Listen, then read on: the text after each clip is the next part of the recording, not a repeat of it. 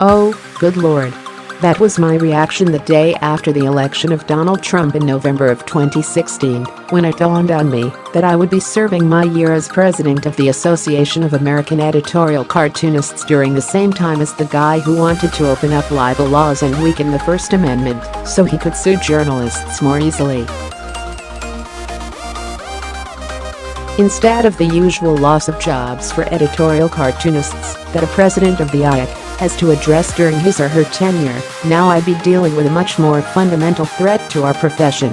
A president of the United States who has no idea or respect for the institution of a free press and its role in a democracy. I did worry that editorial cartooning would be the next target of a president so enamored of visuals. That didn't happen. In retrospect, I'm fairly certain it's because Trump doesn't read. He gets all his news from the television, Fox News, and uses Twitter as his megaphone. And I'm guessing his staff doesn't cut out cartoons and take them to the White House refrigerator, so he will see them as he goes for his regular 2 scoops of ice cream.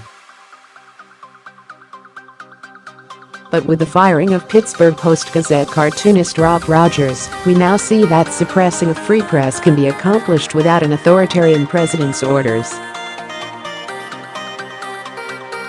Michael Cohen isn't the only fixer Trump has at his disposal.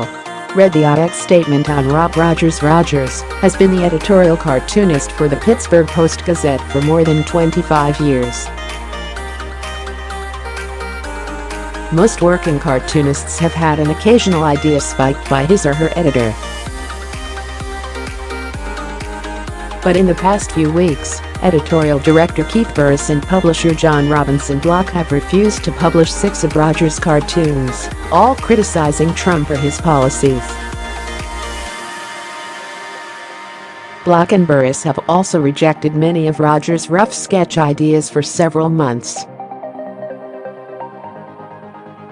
This wasn't the first time Block has used his position to defend President Trump's actions. In January, he demanded an editorial run in the Post-Gazette in the Toledo Blade, where he is also the publisher, supporting Trump's use of the term shithole countries.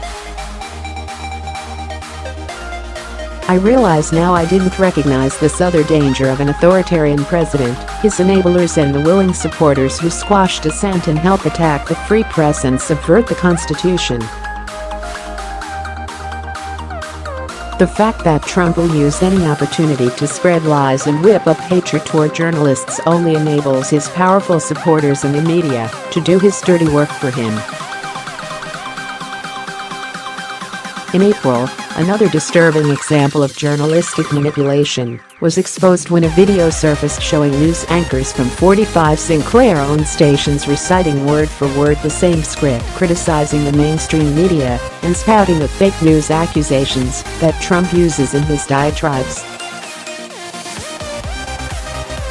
While Trump used the opportunity to blast its critics and offer his support for the superior Sinclair broadcasting, he hadn't orchestrated this abuse of journalistic integrity.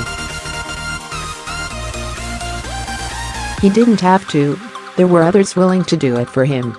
Read the Pittsburgh mayor's statement on Rob Rogers. Through satire, humor and pointed caricatures, editorial cartoonists criticize leaders and governments that are behaving badly.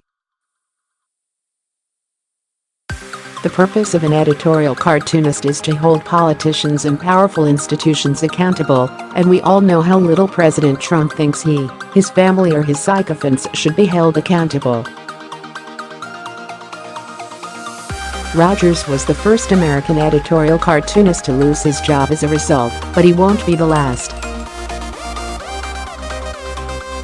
Trump has many fixers. Below are the 6 cartoons the Post-Gazette refused to publish.